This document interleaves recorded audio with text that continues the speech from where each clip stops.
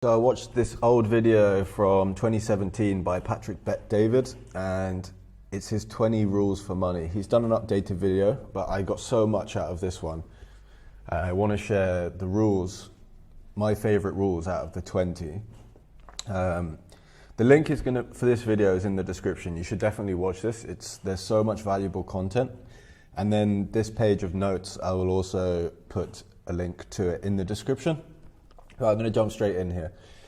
Rule 1, and I haven't done every rule. These are just the ones that I like, okay?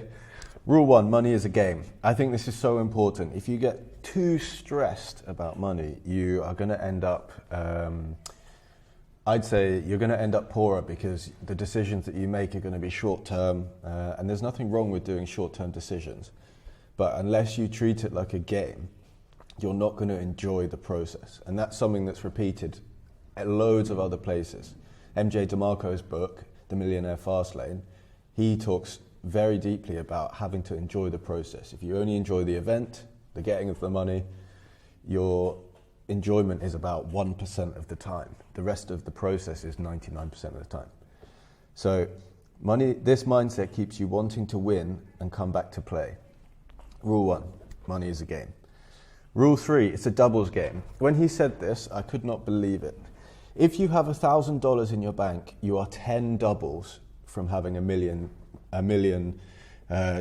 Let's do this right now on the calculator. Okay, so I have 0, I have 1,000 times 2.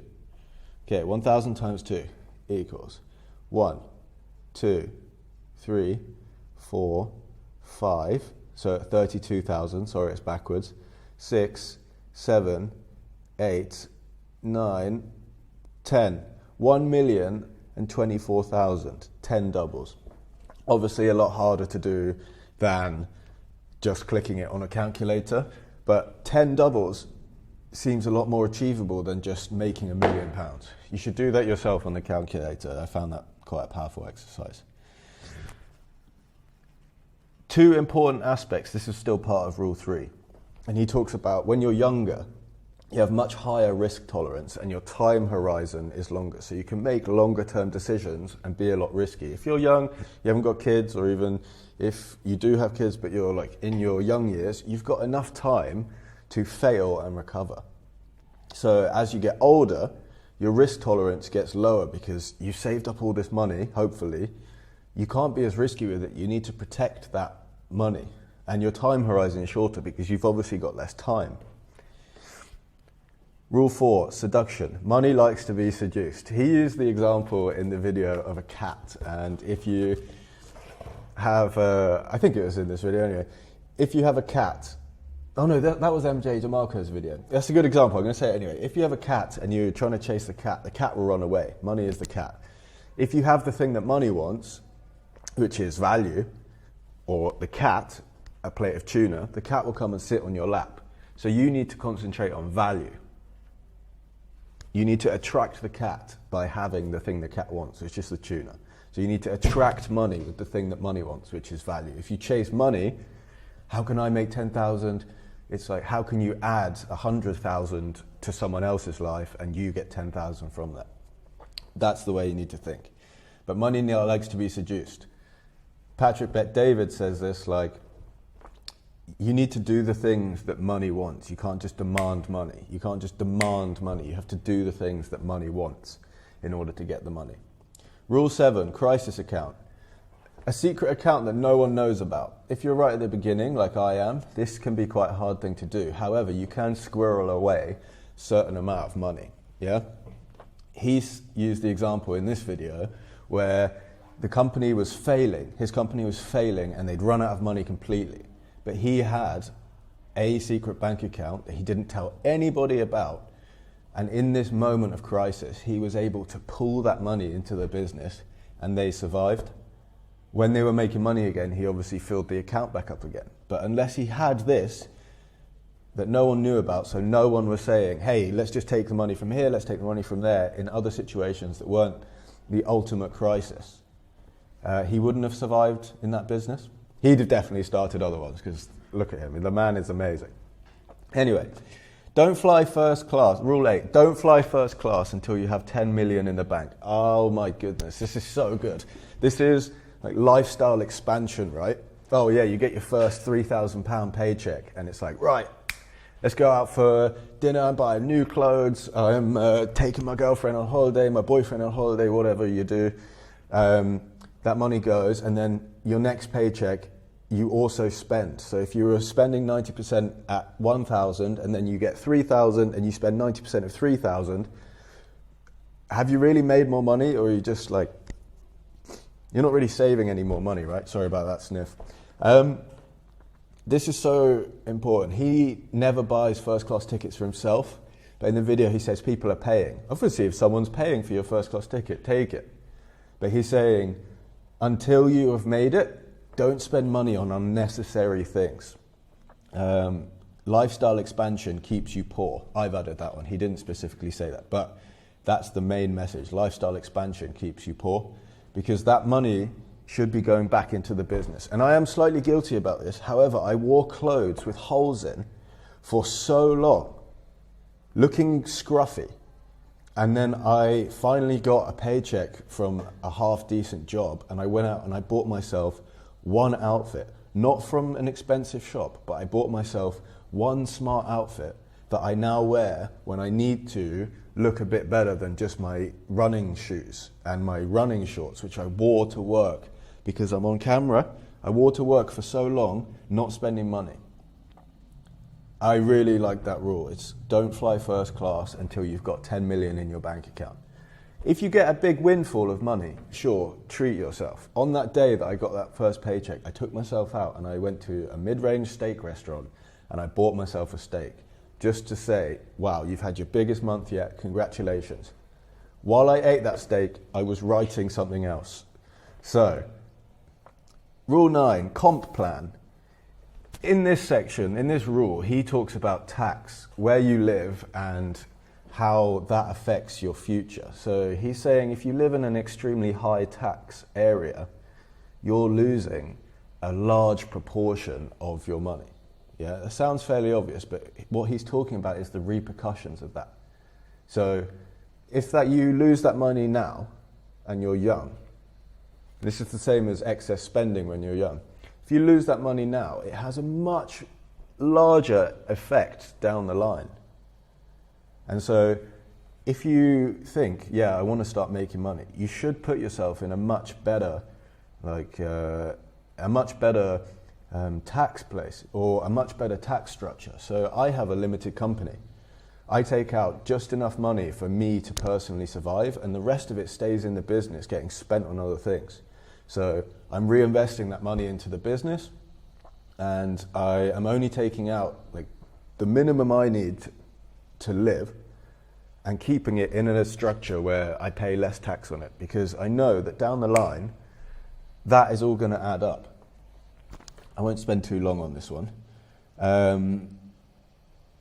However, I will just mention the government is there to incentivize the actions that they themselves cannot afford to do efficiently.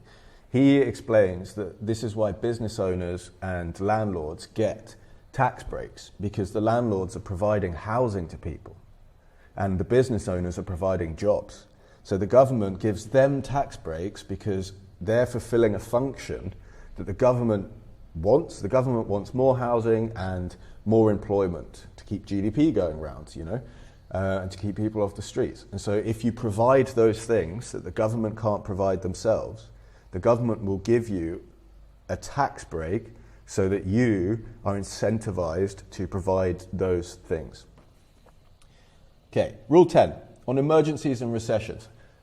Dan, this is so good. You should definitely watch this section of the video if you don't watch anything else, because he recorded this in 2017.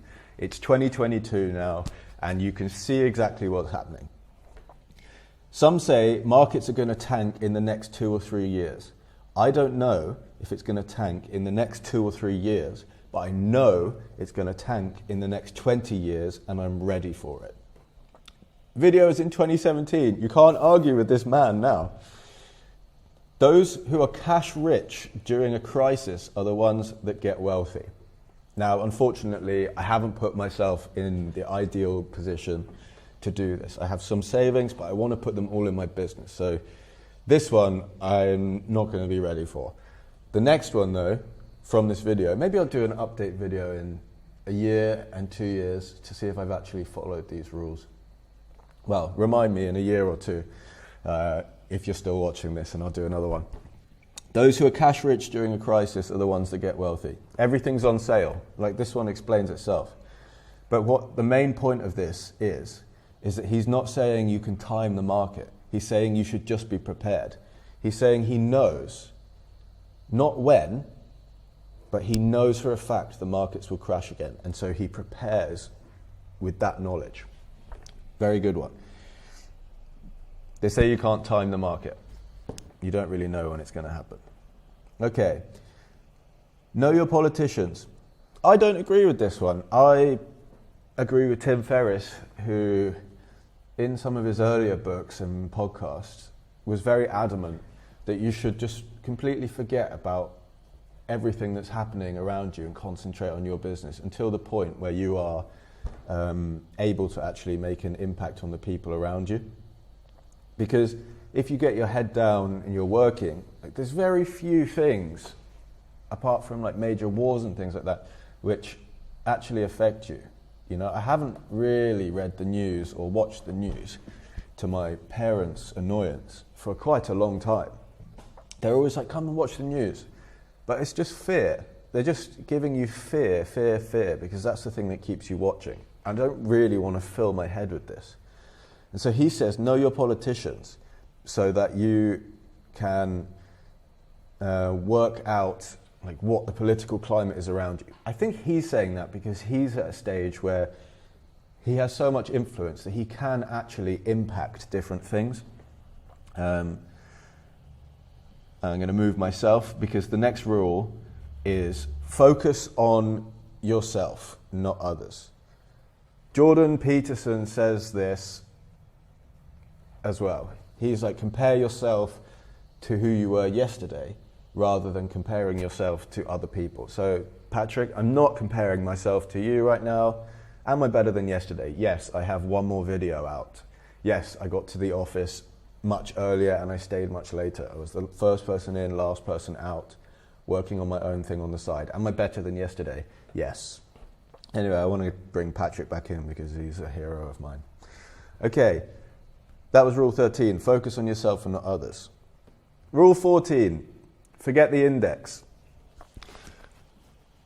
This is about investing and whether you spend too much of your time worrying about the returns you're getting on money invested. Obviously you should, but actually these 2 points are very important.